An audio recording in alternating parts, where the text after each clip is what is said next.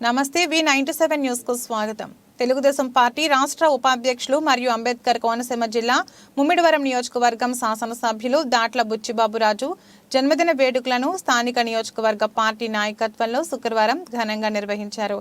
ఈ కార్యక్రమంలో భాగంగా పోలవరం మండలం మురమళ్ళ క్యాంపు కార్యాలయం వద్ద అధిక సంఖ్య జన సమూహం మధ్యలో భారీ కేక్ కోసి గజమాలతో ఆయనకు పుట్టినరోజు శుభాకాంక్షలు తెలిపారు. ఈ సందర్భంగా తెలుగు యువత ఆధ్వర్యంలో రక్తదాన శిబిరం ఏర్పాటు చేశారు.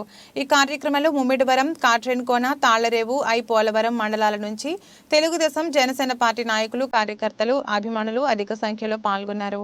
అక్కడకు వచ్చిన సుమారు 15,000 మందికి రుచికరమైన క్షత్రియ వంటకాల భోజనాలతో అందరినీ అబ్బురపరిచారు.